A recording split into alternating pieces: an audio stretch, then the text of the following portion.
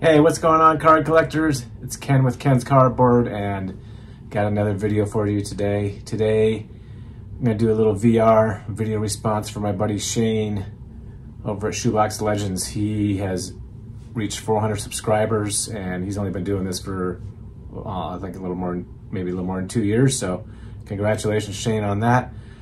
We've become great friends through this hobby, through YouTube, and your video response, you want to know a couple things. What have you changed in your collecting ways about in the hobby? And the other question is, if there was a set you would like to bring back, what would that be? A card design or a set from the past. So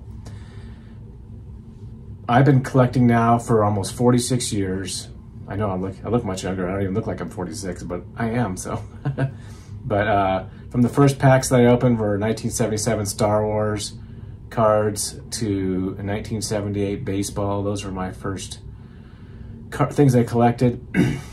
Back then, you didn't have much, way of getting information about baseball other than the newspaper. I used to go to school every day and go to the library, because I didn't always get the newspaper at home, but I would go to the library and check the box scores for baseball. Listen to games on my transistor radio or my clock radio when I went to bed at night. I used to listen to Vin Scully. But the only other way I would get information about baseball was looking at baseball cards. And so I used to try and collect all the cards when I opened the packs and collect them all and collect the sets. So I was originally a set collector from I have a 1979 complete set, a 1980 complete set, and a 1983 complete set. And other than that, really, I don't have any other complete sets because I'm not really a set collector.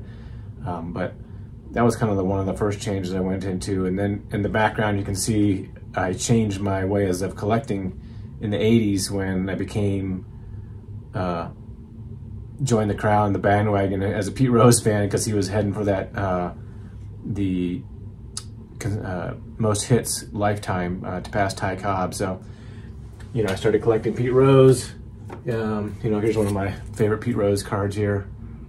1964 Pete Rose. And I have the whole run of Pete Rose cards and tops except for his rookie card. It's on my list, but it's not one of my favorite cards. But I became a player collector at that point, and then, that's how my hobby changed once back in the day. I also collected other players in the time period, like Bo Jackson and Wade Boggs and Barry Larkin. So I was like that. Then I kind of took a break from the hobby in the 90s for a little while. I moved to Colorado, went to college, then got married, and I was still collecting. I would buy cards here and there, but then I found this thing called eBay.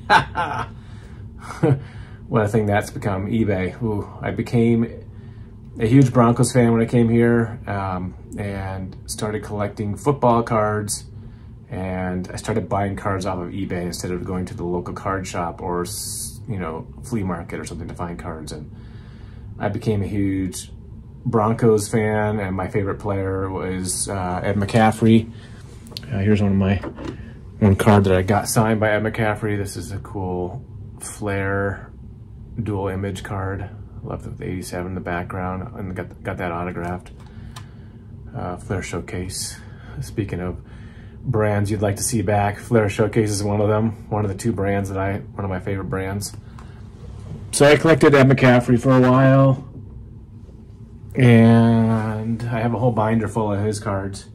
And I got bored with that, and I was like, oh, I got enough of these cards. Why do I need more Ed McCaffrey cards?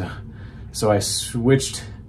I took another little break for a little while. I think I collected in the early 2000s for like 4 or 5 years. Then, I just thought that, the hobby was just like crazy with so many different brands and whatnot. I didn't know things. Then I kind of got interested in the Rockies, and, they started becoming a good team in the middle 2000s. And then I started becoming a real fan of the Rockies. I mean, I used to go to games even in '93, in the late '90s, but, they had horrible teams, and, I went to go watch them, but it was hard to become a fan of them until they got some great players like Helton and Walker and Galarraga, and some of those great guys who are all around, Tulowitzki and stuff like that. So then I started being a team collector. So as a team collector, I collected all the Rockies team sets, and I was collecting the team sets from Upper Deck because that was my favorite brand of baseball cards. And then in 2010, they lost their license. What? How could you lose your license, Upper Deck? You made awesome cards.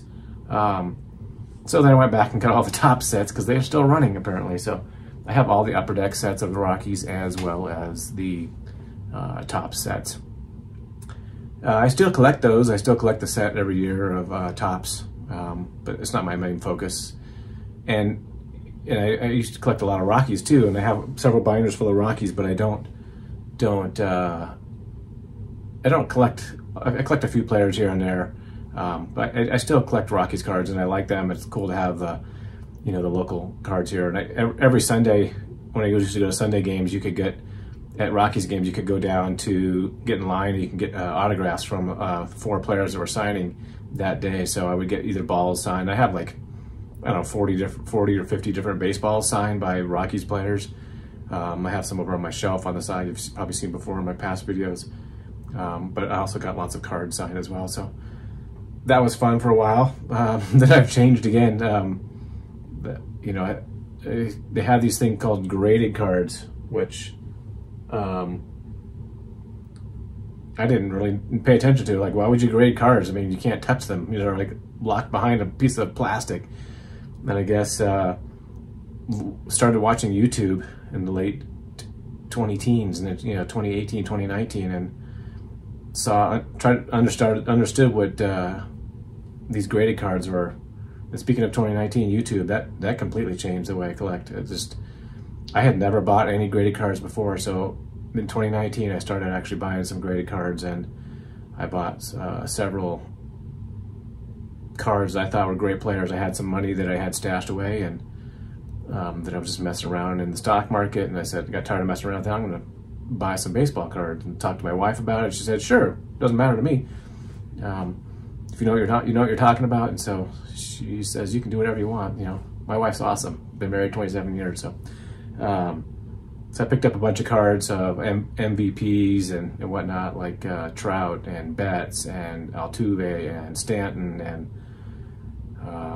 DeGrom, Cy Young Award winners, just a bunch of slab cards, PSA 10s. This is before stuff went crazy. So, I think that, buying graded cards is cool. You can have a great card of a player that can be preserved forever. I guess you can crack it out if you want to, but it's a new way of collecting for me. So I still like raw cards, but I also like graded cards.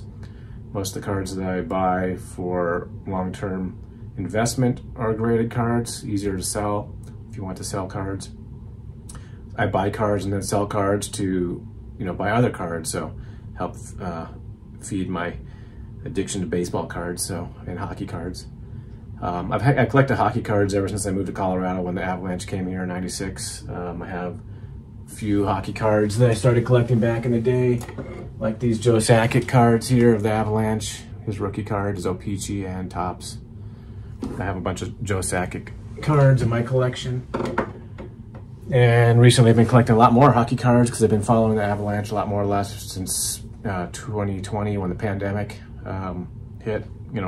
Hockey kind of fell out of the way for a while when they went on strike and stuff. But I picked it back up in 2020 and been going hot with that. So a lot of stuff like that. So and then one of the things, a big change, I just got tired of all these modern cards and so many different parallels and stuff that they put out. It's fun just to go back to the old days and when you had one card or one or two cards a year that was printed. So going back to vintage and thinking about vintage cards, I first grew up in Los Angeles, used to watch the Dodger games. My dad was a Dodgers fan, and I had a lot of memories from the Dodgers, so I started thinking about the Dodgers. I read some books about Dodgers, and specifically Jackie Robinson and the 50s Dodgers from Brooklyn, and I started collecting Jackie Robinson cards. So shout out to guys like Mike Baseball Collector and Don Field of Dreams cards and vintage oddball cards, Rick, Blue Jacket 66, all these guys that collect vintage cards, Bowman 53.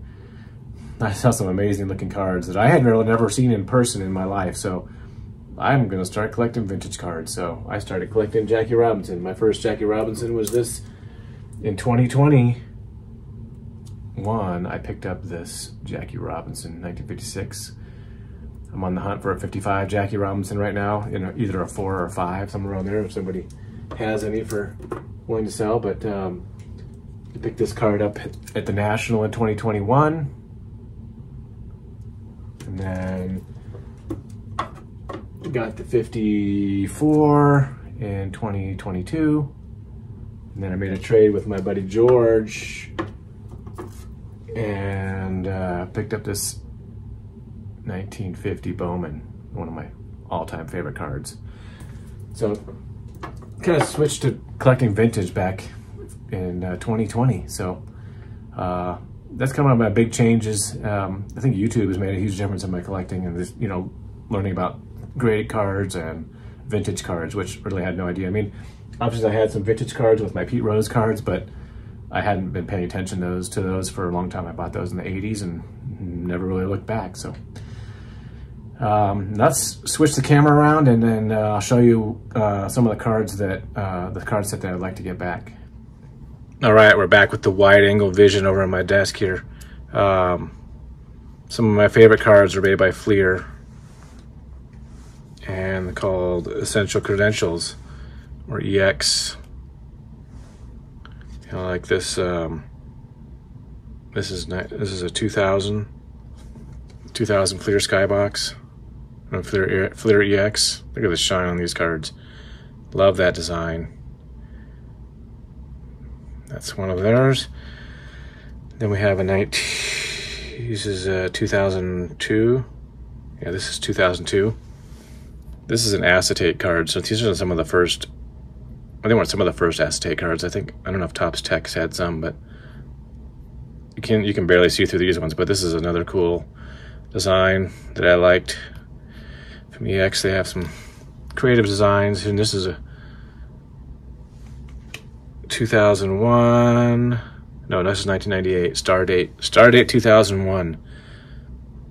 Just a cool card with the foil there, and of course these are all Todd Helton because I collect a lot of 90s stuff of Helton. But I love this design. This is like it's hard to see on the camera, but it's kind of like you can see a little bit there. It's really glossy on except for where the player is. But it's a really cool, thick design. It's kind of like a plastic card. Here's another EX. This is from 2001. Really shiny, thick card.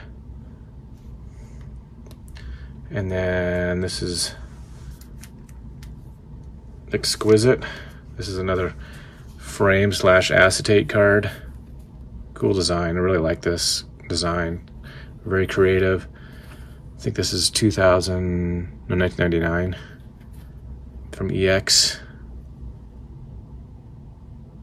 Can't really read what it says up there, but.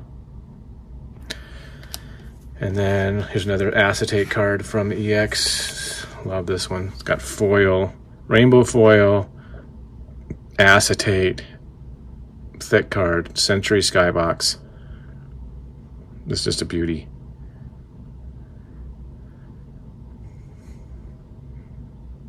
I think they try to make cards like this today, but for some reason they just don't know how. I don't know why. But I wish they would bring back that set. So thanks, Shane. Congratulations on 400 subscribers. It was awesome to make this video and talk a little bit about why I changed my collecting ways in the hobby, or how I've changed. So take care, buddy, and I hope you have a great day. Peace out.